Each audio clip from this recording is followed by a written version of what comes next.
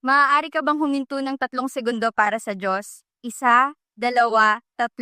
Masaya akong nagpasya kang manatili. Maaari ba kitang ipanalangin, Ama sa langit? Yakapin ninyo po ang taong nagbabasa ng mga salitang ito. Punasan ninyo po ang kanilang mga luha at alisin ang bigat na pasan ng kanilang puso. Panginoong Hesus, kung paanong pinatahimik ninyo ang bagyo sa dagat, patahimikin din po ninyo ang bagyo sa kanilang kaluluwa. Maaaring hindi pa nila nauunawaan ang kanilang pinagdadaanan ngayon. Ngunit idinadalangin ko po na darating ang araw na masasabi nila, Panginoon, salamat po dahil sa gitna ng bagyo, pinatatag ninyo ang aking pananampalataya. Hindi ninyo po kami kailanman binibigyan ng pasaning higit sa aming kakayahan. Inaanyayahan ninyo kaming ipagkatiwala sa inyo ang lahat. Hindi na po kami mag-aalala sapagkat mayroon na po kayong perpektong plano. Naniniwala po ako na ang Diyos ay gumagawa ng lahat ng bagay para sa ikabubuti ng mga nagmamahal sa Kanya. Sa pangalan ni Hesukristo, Amen. Kung ikaw man ay nangangailangan ng kaaliwan ng Diyos, isulat sa comments, Amen. Ibahagi ito sa 3 kaibigan